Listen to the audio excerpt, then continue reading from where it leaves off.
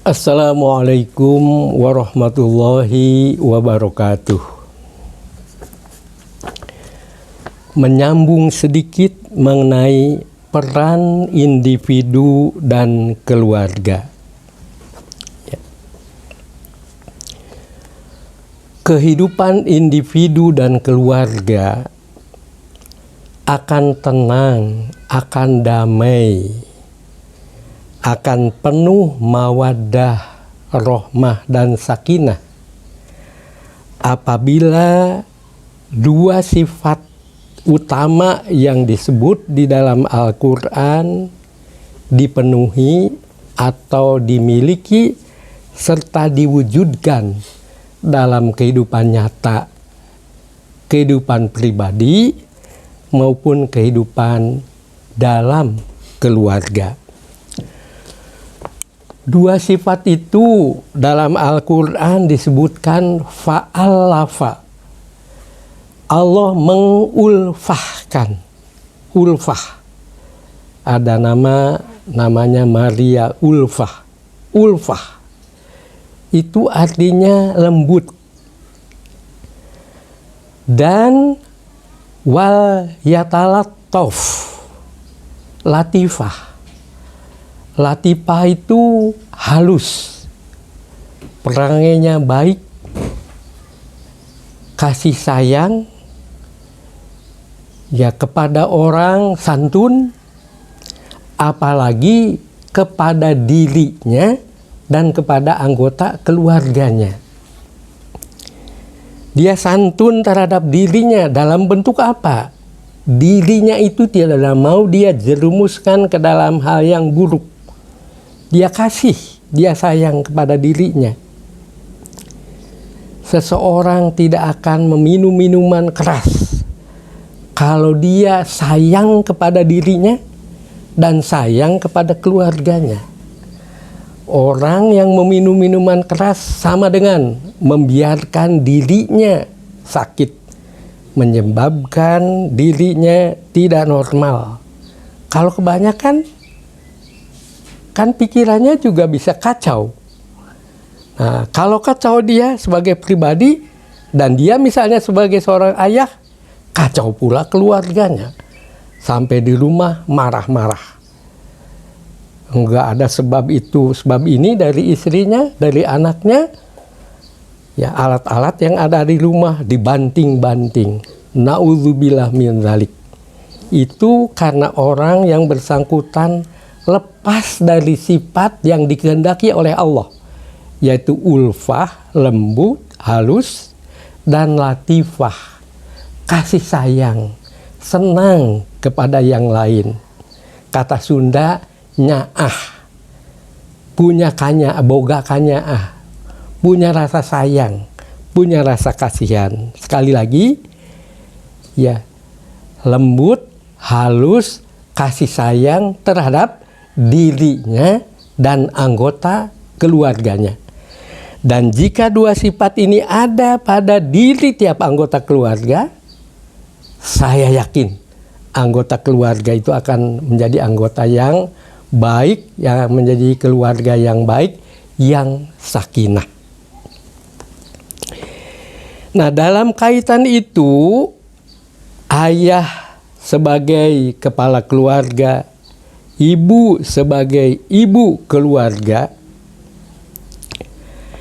itu perlu memiliki kemampuan dan rencana untuk melakukan pembinaan pertumbuhan, kesehatan, ekonomi, dan lain-lain. Ini saya tonjolkan 3 hal: pertumbuhan, kesehatan, dan ekonomi. Juga masih ada yang lainnya. Dan ini dimulai kapan? Bukan sesudah kayak saya sekarang berumur 81 tahun. Kesadaran itu bukan sekarang timbulnya, tapi sejak sebelum nikah. Masih remaja, masih pemuda, sudah ingin kawin, sudah siap-siap mempersiapkan diri. Lalu niat kawin dengan niat yang tulus, niat mau beribadah, niat mau mengabdi kepada Allah lebih baik lagi dengan hidup dalam keluarga. bersama istri, dan kemudian mungkin bersama anak-anak. Nah, mulainya tuh dari saat awal kawin dan pada awal kegiatan pembuahan.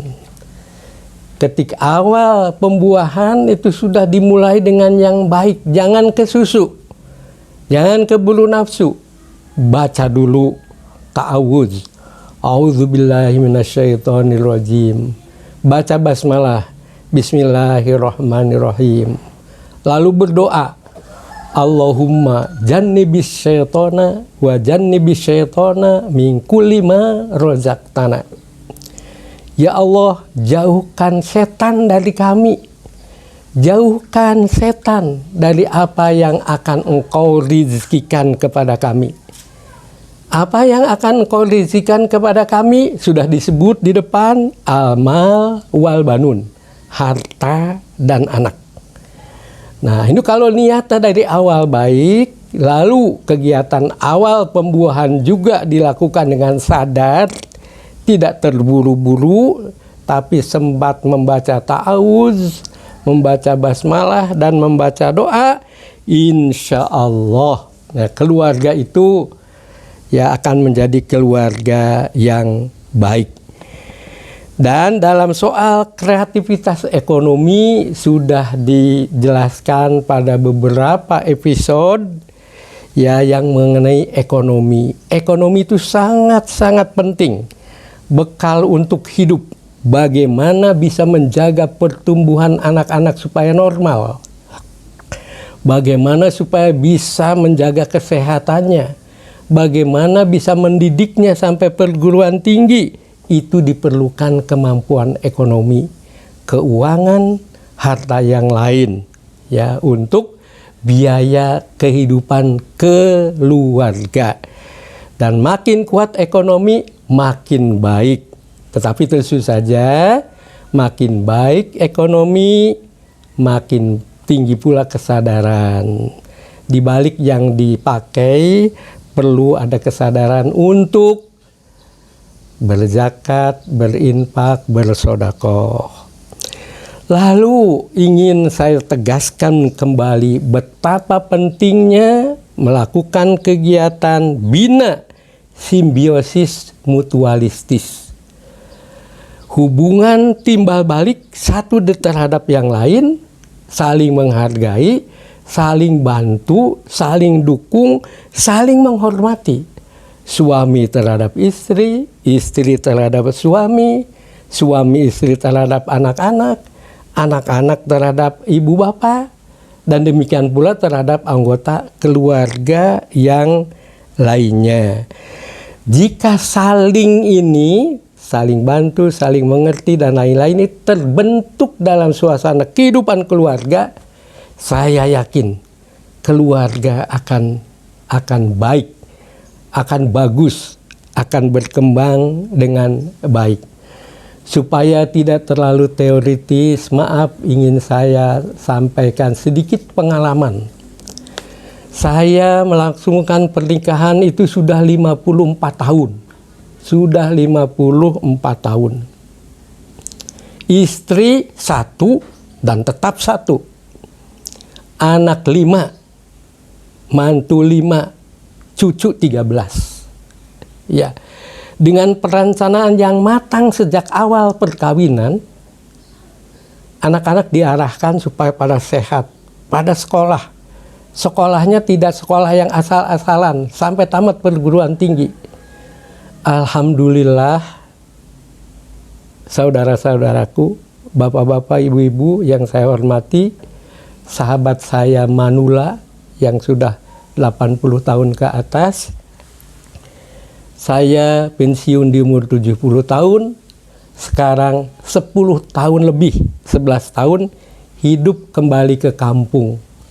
Membina pesantren, usaha-usaha yang ada, sambil mengawasi perkembangan anak-anak dan cucu-cucu. Semua cucu anak saya semuanya ada di sarjana, sudah ada yang S3, 2 orang, yang 3-nya lagi S2, yang kemudian insya Allah yang 2 itu yang sudah doktor bisa mencapai gelar profesor insya Allah dengan izin Allah. Dan semuanya sampai sekarang sehat-sehat. Saya menikmati kehidupan di masa tua 10 tahun terakhir, 11 tahun sampai umur 81 tahun ini, keluarga saya utuh, harmonis, perkembangannya baik dan pada sehat. Semoga bapak-bapak, ibu-ibu lebih baik dari yang saya capai, lebih baik dari yang saya rasakan. Semoga. Wassalamualaikum warahmatullahi wabarakatuh.